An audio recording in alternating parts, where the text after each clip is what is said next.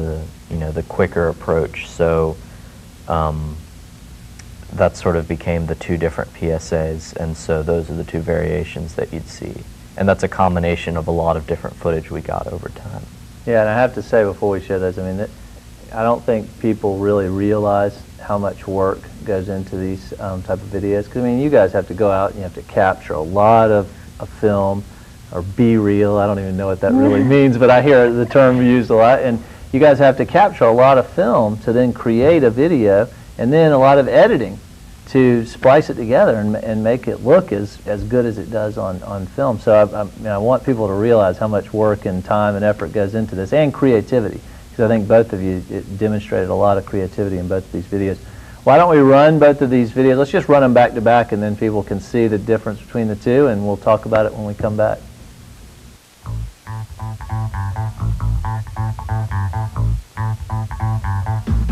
We are people who care about the river, and not only care about it, take action to protect it.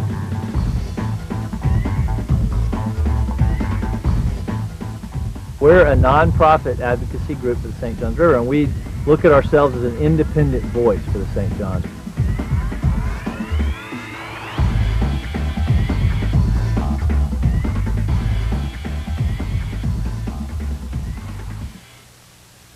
St. Johns Riverkeeper, we're a nonprofit advocacy group for the St. Johns River, and we look at ourselves as an independent voice for the St. Johns. We represent the best interests of this body of water and the public to whom it belongs.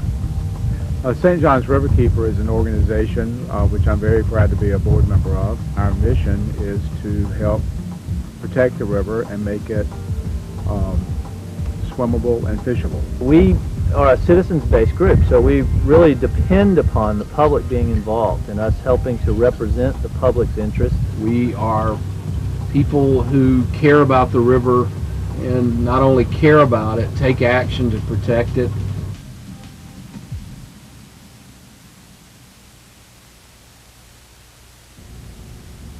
I always feel like when we come back from those videos, it's hard to follow up because they're so interesting and exciting. I mean, then people have to come and listen to me talk. You know?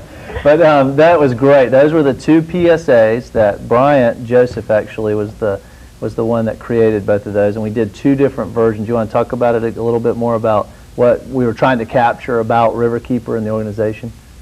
Well, yeah, there were the two different versions that, you know, with two different approaches, one a little quicker and one a little more laid back. And we definitely wanted to explain what Riverkeeper was and kind of what they did in both of them. So we did have interviews in both of them. And, you know, again, the footage was compiled from, you know, both mine and Tori's shooting that took, you know, several weeks to compile all that. And then once you have all of that compiled, you sort of put together, you know, kind of what's usable, and you can kind of then edit that into, you know, your final product. Well, I think it was cool because it really shows a lot about, you know, we were really excited about the final product because it shows you what we're all about as an organization. And we're about taking action, we're about raising awareness and educating the public, and hopefully those videos will help us in our mission and helping to communicate with the public about what Riverkeeper does. So I appreciate both of you for creating these videos, because I really do feel like they're going to be very valuable to the work that we do in helping get the word out. Because that's, as you know, that's one of the big battles that any organization has, is how to communicate with the public and how to let them know what you do, but also to let them know about the issues that are impacting the river as well. The next video that we have, this is an interesting one because it's not really a formal piece that we developed about Riverkeeper, about an issue. It was just something that you happened to be there and capture on film, which is really cool. You want to talk about the next video? Sure. We were doing some interviews at Memorial Park down in Riverside, and we were leaving. Everyone was just kind of packing up, and I saw this group of people down by the river. And so I was like, what are they doing down there? And I went to go check it out, and there was this water spout. And so it was last June, and we had a water spout in the St. Johns River. And it was actually a really cool thing because no one was hurt, nothing destructive really happened. So so we can just look at it as a beautiful, natural thing that happened. And and it was cool to make a video about it. I got really lucky that I had a camera and a tape, and when the tape ran out, I was like, no! but I captured most of it, so it was good. Yeah, it's really neat. Let's go ahead and watch it. It's cool.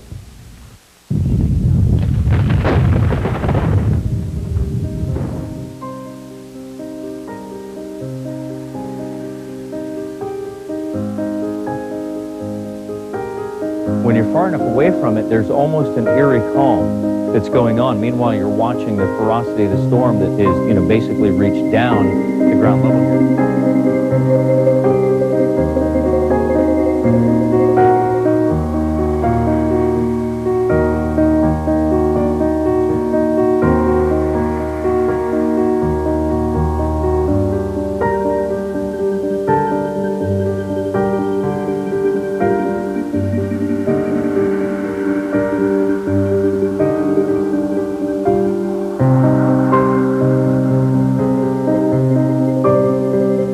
It's in a rope formation. When it's like this is usually in the dissipating stages. You saw how thick it was, how dense it was here a few moments ago in the earlier pictures of when the storm is in the mature phase. But when it starts to wind down, you get this very thin rope-like look.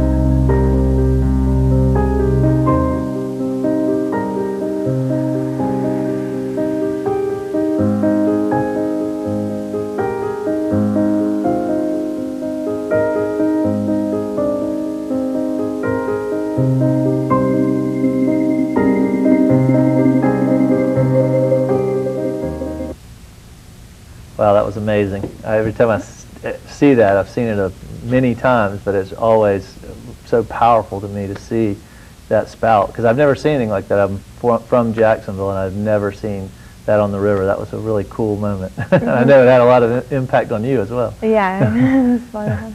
Well, we're going to go ahead and keep this rolling with some more videos. We're going to show, the next one is an event that Tori and Bryant went and covered, and you created a video about that event. There was a, you want to talk a little bit about that real quick? Sure. Bold City Brewery here in Jacksonville created a coffee stout and coffee stout beer, and the proceeds go to the St. John's Riverkeeper, and so it's just like a fundraiser for the St. John's Riverkeeper, and it was a fun event. A lot of the community came out, so it was a good time. So we're going to show that video, and then we'll just keep. We're going to show back to back. Also, the next video after that is about our 2-hour boat trips. You want to say something about that real quick? Right. The 2-hour boat trip is done every month, and I went on one and covered it, and just made just a quick little video to give people a taste of what that was about. So. And that's going to be a big help, I think, to us in educating the public and raising awareness about these 2-hour trips that we do once a month. I think it's the third Saturday, I want to say, or second Saturday. I can't remember. You have to check our website and check the calendar, but we try to do them every month and do a 2-hour trip on the river where you learn about the St. John's. There's hands-on activities for kids. It's really cool, so we'll show that too. I want to mention real quick, though, that if you want to see these videos, you can, after the show, you can go to riverhugger.com, which is also accessible through our St. John's Riverkeeper website. There's a link there. And we have on the right-hand column, there's a list of videos, and you can click on our YouTube channel, and all of these videos will be up on the YouTube channel, so you can watch them later, and I hope you will, because they're really cool. So let's go ahead and see the next two.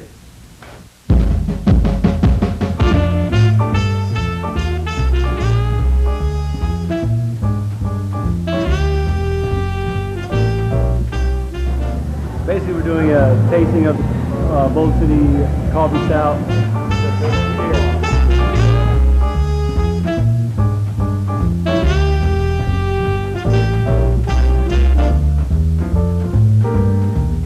20 years, great. The event's great, and thanks to Bold City and Bold Bean.